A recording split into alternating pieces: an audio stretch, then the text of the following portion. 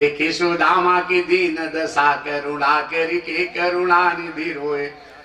पानी पड़ा तो को हाथ छुयो नहीं, नैनन के जल से पग धोए।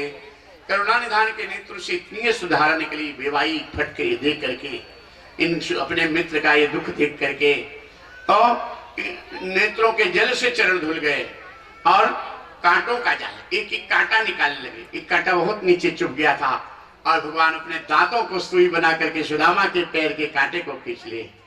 बोल भक्तवत्सल भगवान की।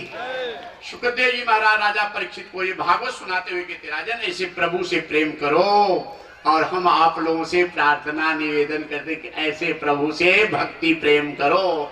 जब सुदामा के पैर के कांटे को दांत से खींचने में संकोच नहीं करते तो हमारे आपके इस संसार सागर से अवश्य पार कर देंगे, सारे दुखों से बचा लेंगे, मृत्यु से बचा लेंगे। तक्षक से शुक्रदेव कहते हैं तक्षक से बचा लेंगे, अकाल मृत्यु से बचा लेंगे, संसार सागर से ऐसे प्रभु से प्रेम। और वो चावल की पुटरी भगवान देखते हैं तो सुदामा चुराए जा रहे हैं, लाए हैं।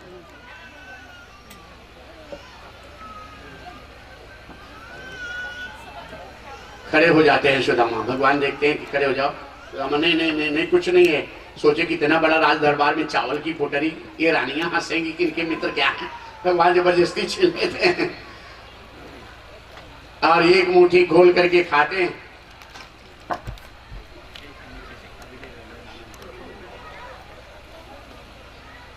माता रुक्मिणी आ जाती है, इधर आ जाते हैं, देखते हैं एक मुट्ठी खाए गए, एक लोग दे दिए, फिर दूसरी मुट्ठी खाए गए, दो लोग दे गए, तीसरी मुट्ठी उठाते थे, माता रुक्मिणी हाथ पकड़ बस बस बस दो मुट्ठी खाए के पंडित को दो लोग दे दिए, तीनों मुट्ठी खाए के तीनों लोग दे दो, तो अपने लिए 10 जगह बताओ, कुछ छोड़ो।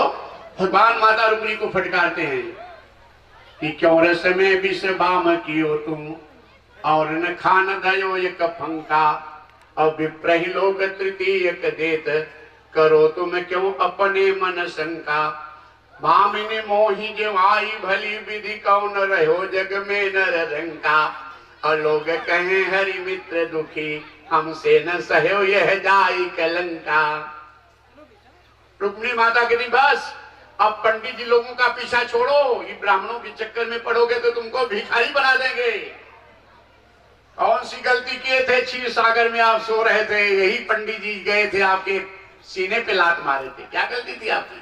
आप भी बावन भगवान का अवतार लिए थे, ब्राह्मण के इस भेष में राजा बलि को पाताल में भेज दिए थे, अब ब्राह्मणों का चक्कर छोड़ो। भगवान हंसने लगे कि महारानी रुक्मिणी बोल रही बात ब्राह्मणों के खिलाफ, इतने जल्दी भूल गई।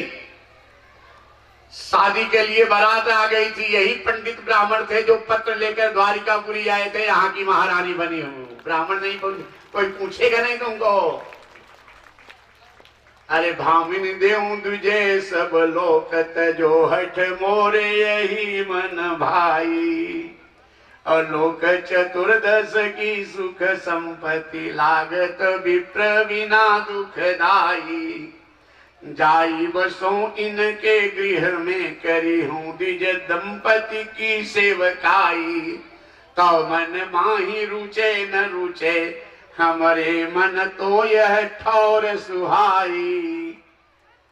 और 10 दिन रुके सुदामा, जब जाने के लिए कहे तो भगवान कहे कि कुछ मांग लो। सुदामा कहे कुछ नहीं चाहिए, कुछ नहीं, बस नहीं कुछ मांग लो। नहीं नहीं कुछ नहीं चाहिए। सुदामा किसे कहते हैं? लोग कहते हैं महाराज हम सुदामा ब्राह्मण है। सावधानी सुनो, सुदामा कैसे गरीब थे सुनो। सुदामा सब नहीं हो सकते, एक ही सुदामा हुए, महाभारत। सुदामा कहने से सारे पापों का नाश हो जाता है। सुदामा कृष्णाशीष सखा कश्चित, इतने गुण जिसके अंदर उसे सुदामा कहते हैं। कृष्णाशीष सखा कश्चित ब्राह्मणो ब्रह्म वित्तमः, विरक्त इंद्रियार्थेषु प्रशांत आत्मा जितेंद्रिया। भगवान कृष्ण जिसे अपना सखा माने वो सुदामा, ब्रह्म ज्ञानी हो वो सुदामा, जितेंद्रिय हो, विरक्त हो, आत्म स्वरूप में डूबा हुआ हो, निष्काम प्रेमी हो वो सुदामा। ऐसा दूसरा कोई नहीं भाई। महाभागवत सुदामा की कथा जो सुनता है भगवान की, वो दिव्य भक्ति प्राप्त करके भगवान के लोक को निवास करता है। गरीबी तो दूर होती है और संसार सागर से पार होके भगवान के चरणों का अधिकारी। कुछ मांग लो, कुछ सुदामा के कुछ नहीं चाहिए। भगवान ये बताना चाहते थे, क्योंकि रानियां आश्चर्य में थी, ऐसे गरीब ब्राह्मण के इतने दीवाने भगवान क्यों। इसलिए भगवान बताना चाहते थे, इनका संशय दूर करना। कुछ मांग लो मित्र, कुछ मांग लो। सुदामा कहे नहीं कुछ नहीं चाहिए, नहीं कुछ मांग लो। सुदामा कहे मांगूंगा, लेकिन आप वचन दो, मैं जो मांगूंगा आप देंगे तब। माता रुक्मिणी घबरा गई, लो ये पंडित जी भाई कुछ मांग नहीं लेते, वचनबद्ध करा रहे, पता नहीं सब मांग रहे। भगवान कहे मांगो, जो चाहिए मांग लो, मैं दूंगा। हाँ सुदामा कहते प्रभु और ज्यादा नहीं, जब से आप गोकुल छोड़े हैं आपको आराम करते हुए मैं नहीं देखा, झगड़ा लड़ाई भाग दौड़। मेरी इच्छा है कि रानियों माताओं के साथ आप आराम करते कुछ समय देखूं, यही वचन दे दो, थोड़ा समय माताओं के साथ आराम करें। माता रुक्मिणी हाँ, दिव्य तेज निकला। अरे ब्राह्मण इतनी गरीबी के बाद मांगा तो अपने लिए कुछ नहीं मांगा, प्रभु का सुख मांगा। ऐसे संत ब्राह्मणों की सेवा में सदा खड़ी रहूंगी, तुम्हारी सेवा करती रहूंगी। ऐसे संत ब्राह्मण जो त्याग करके देखो, प्रभु से प्रेम करके देखो, तो धन की कहाँ कमी है। माता लक्ष्मी कहती तुम्हारी सेवा लेके खड़ी रहूंगी। और सुदामा द्वारिकापुरी से अपने सुदामापुरी को निकलते हैं। बोल भक्तवत्सल भगवान की।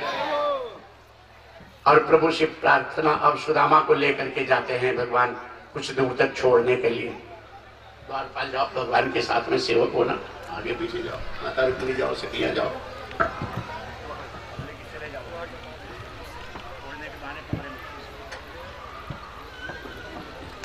विदा करने जा रहे हैं भगवान सुदामा को साथ में।